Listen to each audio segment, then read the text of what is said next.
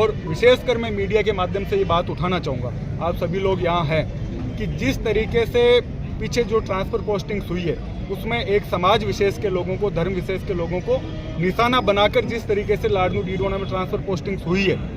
अब आप कोई कर्मचारी काम नहीं करता, इससे पहले ये होता था कि एसडीएम तहसीलदार इस लेवल तक के ट्रांसफ़र होते थे, लेकिन अब जिस तरीके से एलडीसी, बाबू, लाइनमैन, जो लैब टेक्नीशियन है, जिस तरीके से एक जाति विशेष के लोगों को निशाना बनाकर विशेषकर लाडनू में जो ट्रांसफ़र पोस्टिंग हुई है, ग्राम सेवक, इन सब लोगों की,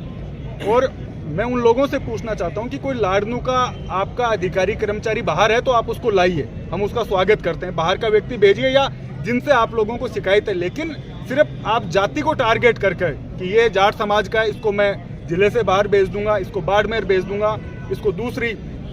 जिले में भेज दूंगा, इस तरीके की एक जो पिछले समय में एक माहौल बना है वो निंदनीय है। इससे पहले हम भी सत्ता में रहे हैं, कांग्रेस का राज रहा है, विधायक थे पिछली बार भी, और आज भी हमने कभी भी किसी जाति विशेष को लेकर ट्रांसफर पोस्टिंग्स नहीं की। हमने ये कहा कि कोई व्यक्ति लाडनू का है, कहीं भी है, उसको लाना है, जो दूसरे जिले का विधानसभा का, तो हम लोग उसको भेजेंगे और अपने विधानसभा के आदमी को लाएंगे। लेकिन जिस तरीके की परिपाटी चालू हुई है वो निंदनीय है। आप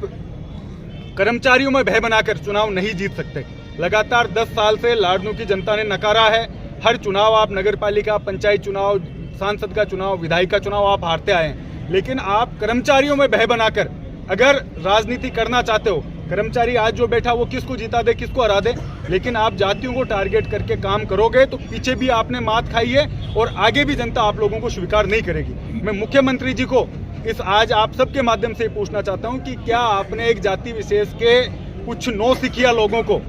ठेकेदारों को आपने लाडनू विधानसभा ठेके पे दे दी है कि वो मन चाहे जिस तरीके से जो किसान वर्ग है उसके पे अत्याचार करेंगे, SC/ST के जो कर्मचारी उनको सताएंगे। इस बात का जवाब लाडनू की जनता मुख्यमंत्री जी से मांगती है कि आपने क्या ये इस तरीके की जो बनाई है प्रणाली,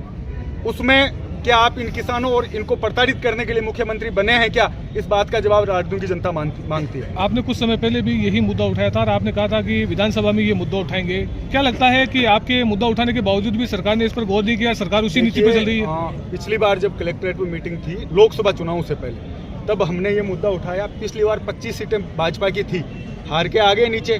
11 सीट गई इनकी। तो अभी भी अगर ये सोचते हैं कि इस तरीके से राजनीति करके भय बना के जाति विशेष के लोगों को आप प्रताड़ित करके अगर सत्ता राज करना चाहते हो तो ये आंदोलन भी बनेगा।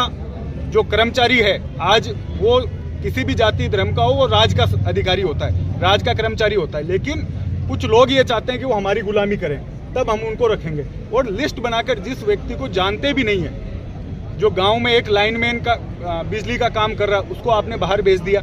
जो LDC है उसको आपने बाहर भेज दिया, जो पीछे कुछ समय पहले प्रोबेशन पर जिनका अभी कार्यकाल ही पूरा नहीं हुआ उन लोगों के ट्रांसफर पोस्टिंग्स कर दिए गए। पीछे इनको मात खानी पड़ी, हमने मुद्दा उठाया तो, और आगे भी इन लोगों को जनता इस तरीके से भय बनाकर ये राज नहीं कर सकते। इन लोगों को समझना पड़ेगा कि ये सामंतवाद और जो